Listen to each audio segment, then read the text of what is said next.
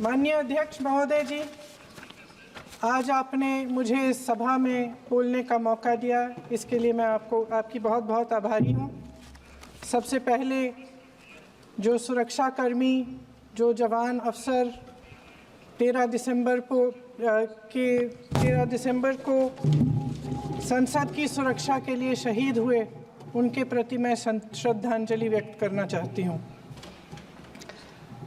महोदय, हजारों साल पुरानी हमारी देश की, धर्म की एक पुरानी परंपरा रही है। ये परंपरा संवाद, चर्चा की रही है। एक गौरवशाली परंपरा है जो दर्शन ग्रंथों में, वेदों में, उपनिषदों में दिखती है। वाद विवाद और संवाद की हमारी पुरानी संस्कृति है। अलग अलग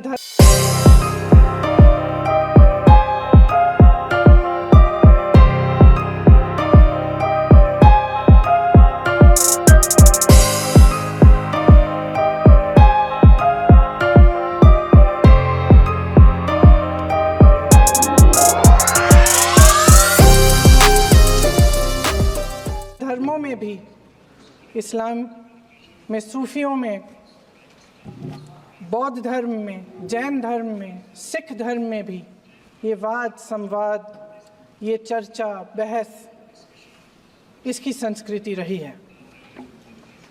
इसी परंपरा से उभरा हमारा स्वतंत्रता संग्राम। हमारा स्वतंत्रता संग्राम विश्व में एक अनोखा संग्राम था, एक अनोखी लड़ाई थी जो अहिंसा और सत्य पर आधारित थी।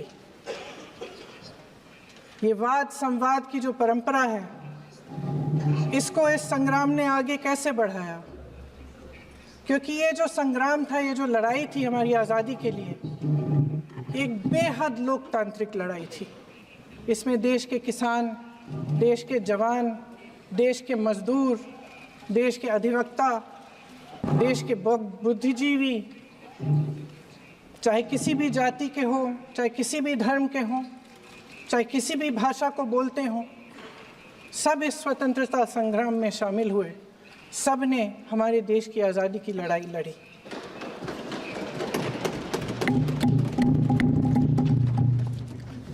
और उसी आज़ादी की लड़ाई से एक आवाज़ उभरी जो हमारी देश की आवाज़ थी। वो आवाज़ ही आज हमारा संविधान है। साहस की आवाज़ थी, हमारी आज़ादी की आवाज़ थी, और उसी की गूंज ने हमारे संविधान को लिखा और बनाया। ये सिर्फ एक दस्तावेज नहीं है। बाबा साहेब अम्बेडकर, मौलाना आज़ाद जी, राजगोपालाचारी जी और जवाहरलाल नेहरू जी और उस समय के तमाम नेता, जैसे आपने कहा, इस संविधान को बनाने की जो कार्य में सालों के लिए जुटे रहे। हमारा संविधान इंसाफ, उम्मीद, अभिव्यक्ति और आकांक्षा की वो ज्योत है जो हर हिंदुस्तानी के दिल में जलती है। अध्यक्ष महोदय, इस ज्योत ने हर एक भारतीय को ये पहचानने की शक्ति दी कि उसे न्याय मिलने का अधिकार है, कि उसमें अपने अधिकारों के लिए आवाज़ उठाने की क्षमता है, कि जब वो आवाज़ उठाएगा तो सत्ता को उसके सामने झुकना पड़ेगा। इस संविधान ने हर एक देशवासी को ये अधिकार दिया कि वो सरकार बना भी सकता है और सरकार बदल भी सकता है। ये ज्योत जो हर हिंदुस्तानी के दिल में जलती है, उसने हर हिंदुस्तानी को ये विश्वास दिया कि देश की संपत्ति में, देश की दौलत में, संसाधनों में उसका भी हिस्सा है, कि उसे एक सुरक्षित भविष्य की उम्मीद का अधिकार है कि देश बनाने में भी उसकी भागीदारी है। उम्मीद और आशा की ये जोत मैंने देश के कोने कोने में खुद देखी है। उन्नाव में मैं एक रेप पीड़िता के घर गई, उसे जलाकर मार डाला था।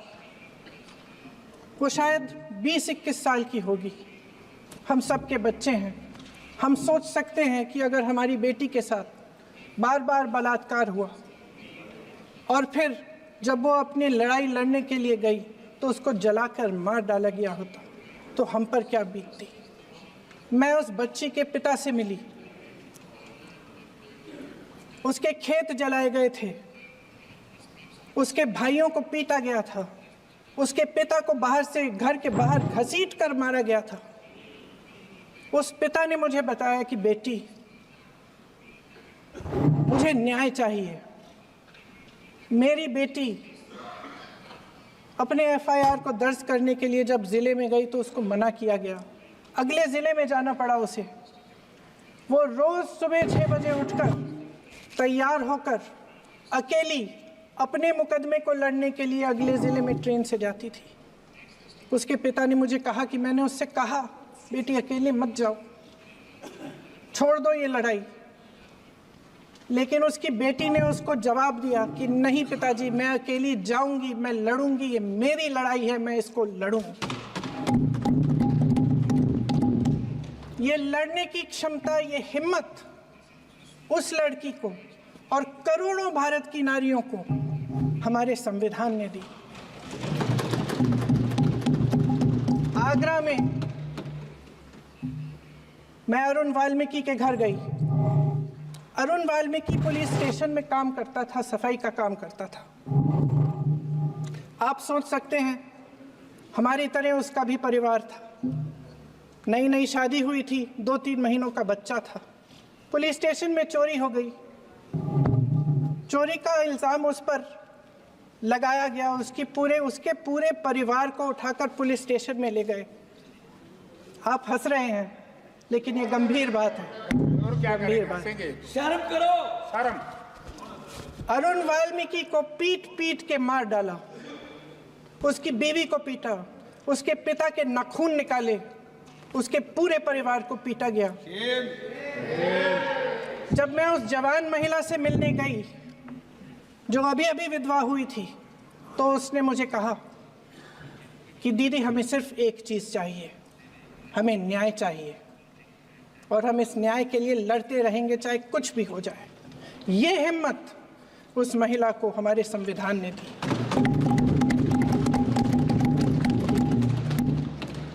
संभल के कुछ लोग आए थे हमसे मिलने जो मृतकों के परिवार के सदस्य थे। उसमें 2 बच्चे थे, अदनान और उजैर। अब सुनिए। उसमें 2 बच्चे थे, अदनान और उजैर।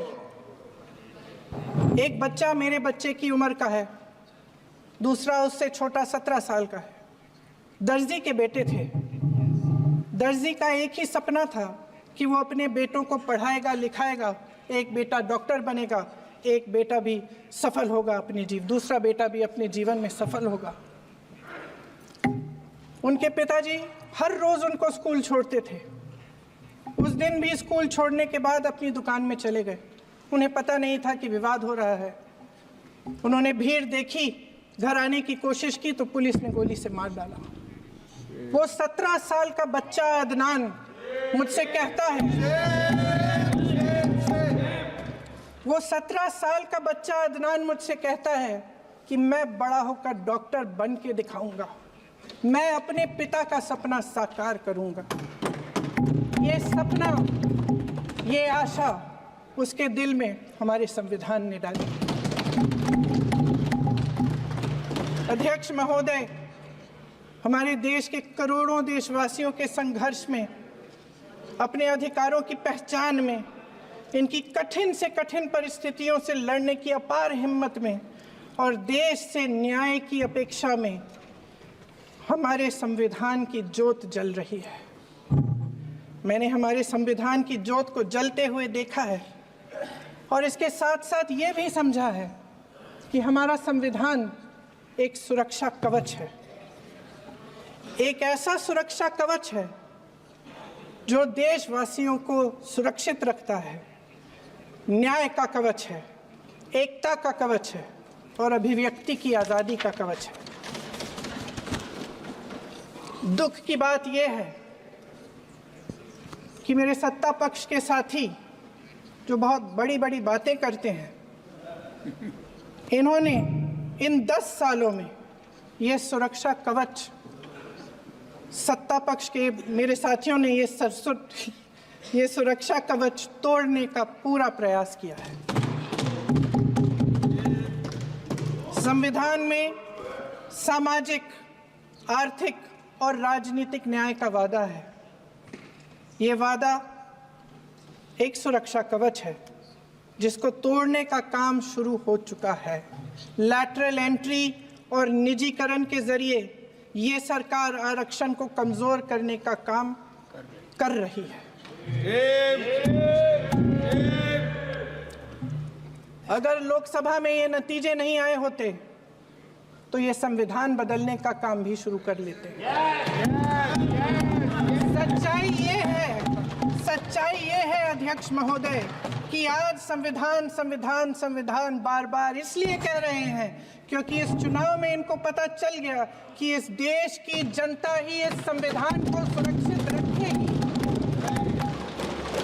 कि इस चुनाव में हारते हारते जीतने से इन्हें एहसास हुआ कि ये संविधान बदलने की बात इस देश में नहीं चलेगी। आज जनता की मांग है कि जाति जनगणना हो। सत्ता पक्ष के मेरे साथी ने इसका जिक्र किया। ये जिक्र भी आज इसलिए हो रहा है क्योंकि चुनाव में ये नतीजे आए। ये जाति जनगणना इसलिए जरूरी है ताकि हमें पता चले कि किसकी क्या स्थिति है और नीतियां उस हिसाब से बने। इनकी गंभीरता का प्रमाण ये है कि जब चुनाव में पूरे विपक्ष ने जोरदार आवाज उठाई कि ये जाति जनगणना होनी चाहिए, तो इनका जवाब देखिए। इनका जवाब भैंस भाग भैंस चुरा लेंगे, मंगलसूत्र चुरा लेंगे, इनका ये जवाब था। ये गंभीरता है इनकी जाति जनगणना पर।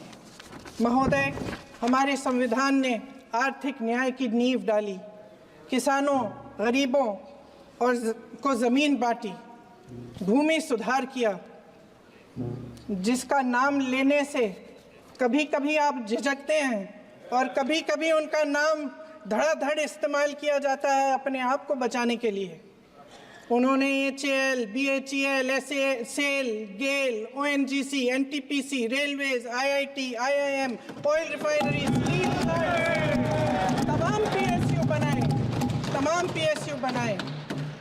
अध्यक्ष महोदय, उनका नाम पुस्तकों से मिटाया जा सकता है, उनका नाम भाषणों से मिटाया जा सकता है, लेकिन जो उनकी भूमिका रही इस देश की आज़ादी के लिए और इस देश के निर्माण के लिए, वो इस देश में से कभी मिटाया नहीं जा सकता। 75 सालों में जनता का भरोसा रहा कि नीतियाँ बनेंगी तो जनता की भलाई के लिए बनेंगी। जल जंगल जमीन का अधिकार मिला आदिवासी भाई बहनों को। इंदिरा जी ने बैंकों का राष्ट्रीयकरण करवाया, खदानों का राष्ट्रीयकरण कराया। कांग्रेस और यूपीए की सरकारों में शिक्षा का, भोजन का अधिकार मिला। 75 सालों में जनता का भरोसा मिला। पहले संसद चलती थी तो जनता की उम्मीद होती थी कि सरकार महंगाई और बेरोजगारी पर चर्चा करेगी, कोई उपाय निकालेगी, कोई रास्ता निकालेगी। लोग मानते थे कि अगर कोई नई आर्थिक नीति बनेगी तो देश की अर्थव्यवस्था को मजबूत बनाने के लिए बनेगी, तो भारतीय बाजार को मजबूत बनाने के लिए बनेगी, उनके भविष्य को मजबूत बनाने के लिए बनेगी। किसान और आदिवासी भाई बहन भरोसा करते थे कि यदि ज़मीन के कानून में संशोधन होगा तो उन्हीं की भलाई के लिए होगा।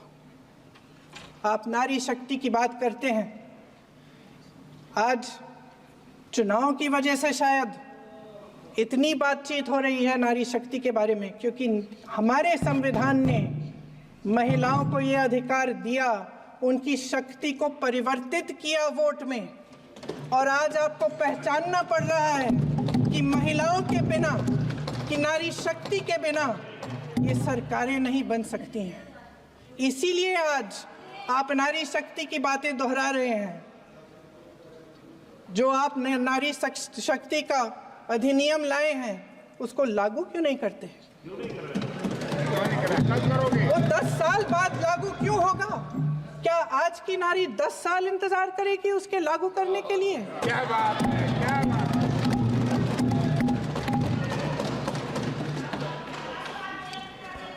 आज संसद में बैठे हुए सत्ता पक्ष के मेरे साथी ज़्यादा से ज़्यादा अतीत की बातें करते हैं। 1921 में क्या हुआ, कब हुआ, नेहरू जी ने क्या किया। अरे वर्तमान की बात करिए, देश को बताइए आप क्या कर रहे हैं, आपकी जिम्मेदारी क्या है? कि सारी जिम्मेदारी जवाहरलाल नेहरू की है। अध्यक्ष महोदय जी, ये सरकार आर्थिक न्याय का सुरक्षा कवच तोड़ रही है। आज संसद में बैठी ये सरकार बेरोजगारी और महंगाई से जूझ रही हमारी जनता को क्या राहत दे रही है? कृषि के कानून भी बड़े बड़े उद्योगपतियों के लिए बन रहे हैं। सही एमएसपी को छोड़िए, डीएपी तक नहीं मिल रहा है।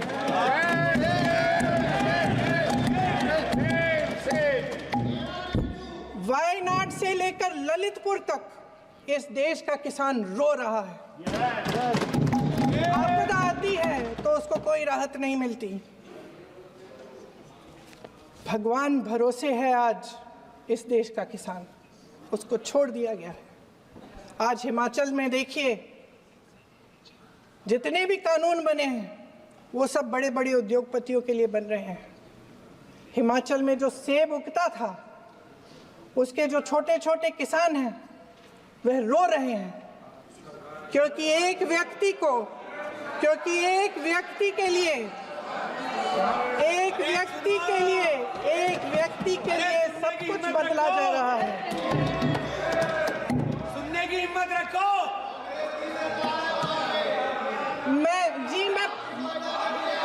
अध्यक्ष महोदय जी,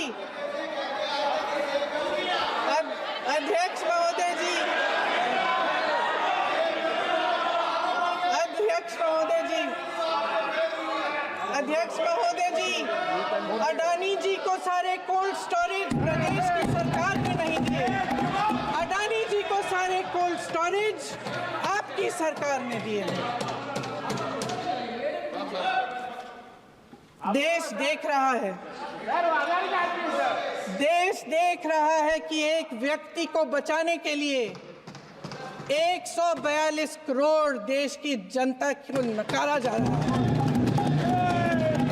सारे बिजनेस, सारे संसाधन, सारी दौलत, सारे मौके एक ही व्यक्ति को सौंपे जा रहे हैं।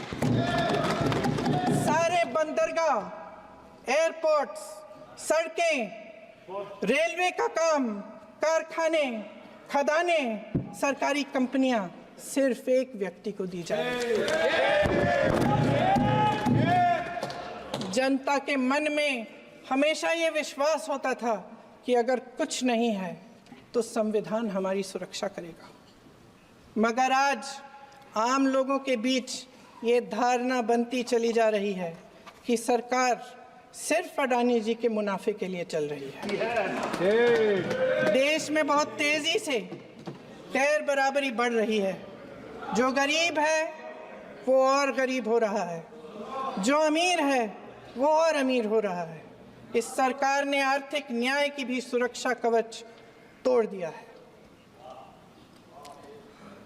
राजनीतिक न्याय की जब बात होती है मेरे सत्ता पक्ष के साथी आज खड़े हुए और तमाम गिनती करने लग गए कि ऐसा हुआ वैसा हुआ 1975 में जो हुआ। तो सीख लीजिए ना, आप भी सीख लीजिए, आप भी अपनी गलतियों के लिए माफी मांग लीजिए। आप भी बैलेट पे चुनाव कर लीजिए, आप भी बैलेट पे चुनाव कर लीजिए। दूध का दूध, पानी का पानी हो जाएगा। आप राजनीतिक न्याय की बात करते हैं, सरकारों को पैसों के बल पर गिरा देते हैं।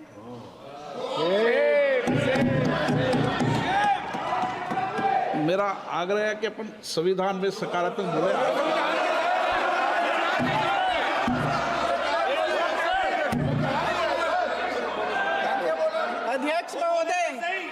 अध्यक्ष महोदय, सत्ता पक्ष के हमारे साथी ने एक उदाहरण दिया उत्तर प्रदेश की सरकार का, तो मैं भी एक उदाहरण दे देती हूँ महाराष्ट्र की सरकार का। मैं भी एक उदाहरण दे देती हूँ हिमाचल की सरकार को तोड़ने की कोशिश किसने की, पैसों के बल पे की, गोवा की सरकार। तमाम उदाहरण है। राजस्थान की क्या ये सरकारें जनता ने नहीं चुनी थी? क्या संविधान इन पर लागू नहीं था? पूरी देश की जनता जानती है कि इनका, हंसती है, जानती है कि इनके यहाँ तो वॉशिंग मशीन है।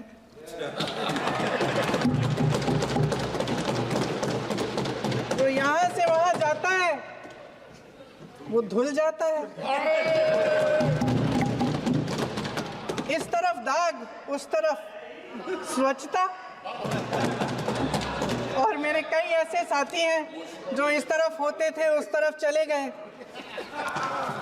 मुझे दिख भी रहे हैं, वॉशिंग मशीन में शायद धुल गए हैं। अध्यक्ष महोदय, जहां भाईचारा और अपनापन होता था, जहां हमारे संविधान ने एकता का सुरक्षा कवच दिया था, वहां शक और घृणा के बीज बोए जा रहे हैं। एकता का सुरक्षा कवच तोड़ा जा रहा है। प्रधानमंत्री जी यहाँ सदन में संविधान की किताब को यूं माथे से लगाते हैं, लेकिन संभल में, हाथरस में, मणिपुर में जब न्याय की गुहार आती है, उठती है, तो उनके माथे पे शिकन तक नहीं आता।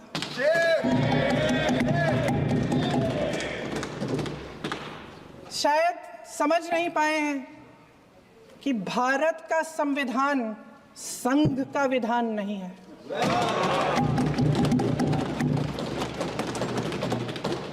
भारत के संविधान ने हमें एकता दी, हमें आपसी प्रेम दिया। उस मोहब्बत की दुकान जिस पर आपको हंसी आती है, उसके साथ करोड़ों देशवासी चले। करोड़ों देशवासियों के दिल में एक दूसरे के लिए प्रेम है, घृणा नहीं है।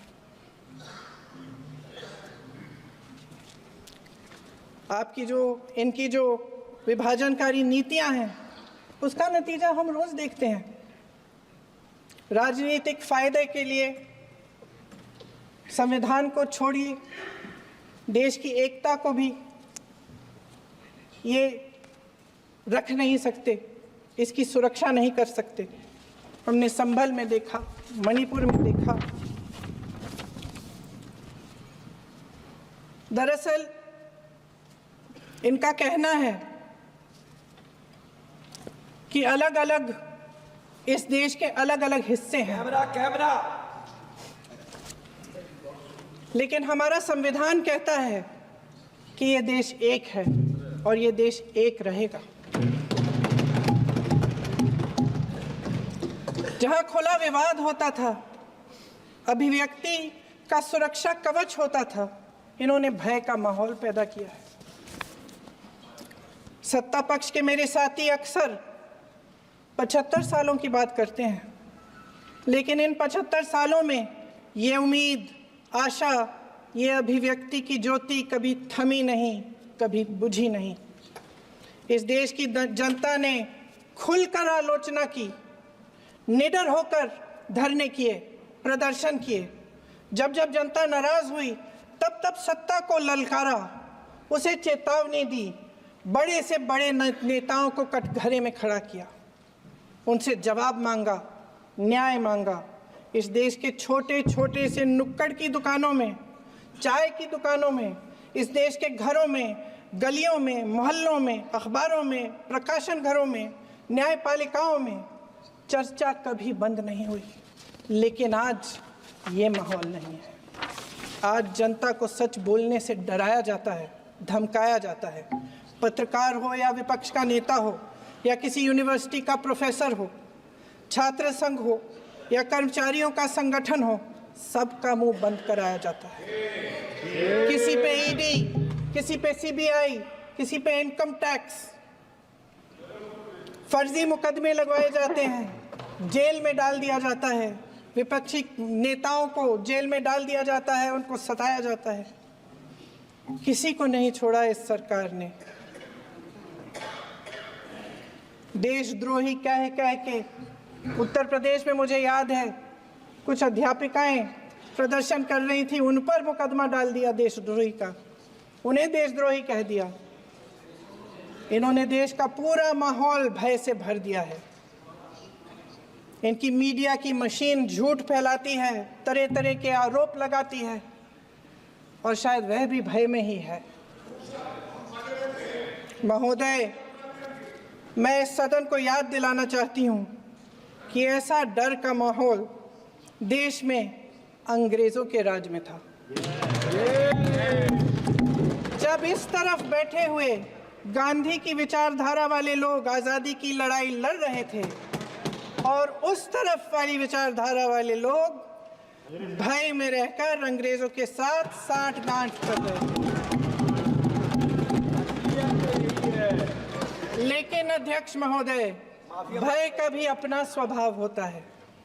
भय फैलाने वाले हमेशा भय का खुद शिकार बन जाते हैं। ये प्रकृति का नियम है।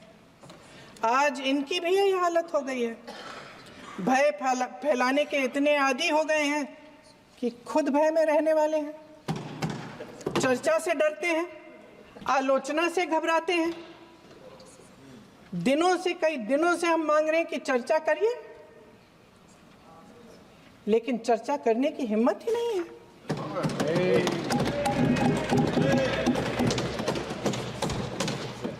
एक कहानी होती थी अध्यक्ष महोदय, शायद बचपन में आपने भी सुनी होगी। राजा भेष बदलकर बाजार में आलोचना सुनने जाता था।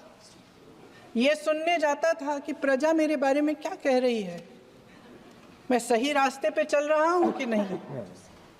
लेकिन आज का राजा, भेष तो बदलते हैं आज के राजा, शौक तो है उनको भेष बदलने का, लेकिन न जनता के बीच जाने की हिम्मत है और न आलोचना सुनने की। महोदय, मैं तो सदन में नहीं हूं।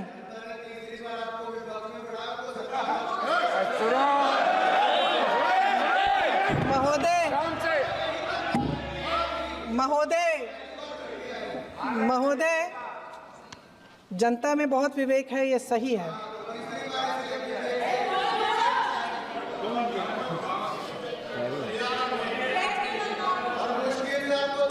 अच्छा महोदय, मैं सदन में नहीं हूँ, कुछ हाँ ठीक है, मैं सदन में नहीं हूँ, मात्र 15 दिनों से आ रही हूँ। लेकिन मुझे ताज्जुब होता है कि इन 15 दिनों में इतनी बड़े इश्यूज हैं, इतनी बड़ी बातें हैं। प्रधानमंत्री जी मात्र एक दिन के लिए, शायद 10 मिनट के लिए दिखे हैं सब।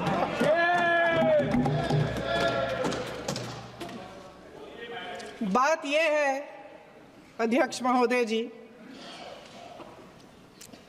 कि ये देश भय से नहीं, साहस और संघर्ष से बना है। इसको बनाने वाले देश के किसान, जवान, देश के करोड़ों मजदूर और गरीब जनता है। संविधान इनको साहस देता है। मेहनती मिडिल क्लास है। और इस देश के जो करोड़ों देशवासी हैं, जो रोजाना भयंकर परिस्थितियों का सामना करते हैं उनको साहस देता है। वायनाड में जो आपदा आई उसमें एक छोटा लड़का था 17 साल का। 6 घंटों के लिए उसने अपनी माँ को बचाने की कोशिश की। 6 घंटों के लिए आप सोच सकते हैं कि अगर नदी की धारा बह रही है, नाराज है, आप अपनी माँ को पकड़े हो, 6 घंटों के लिए पकड़े रखते हो कि मेरी माँ बच जाएगी और अंत में वो माँ भी बह जाती है। उस लड़के का साहस, उन महिलाओं का साहस जो पीड़ित हैं लेकिन फिर भी अपनी लड़ाई लड़ रहे हैं, उन संभल के बच्चों का साहस जिनके पिताजी अभी अभी गुजर गए लेकिन फिर भी उनके सपनों को साकार करने की हिम्मत है, उनका साहस है, वो साहस इस संविधान ने दिया है।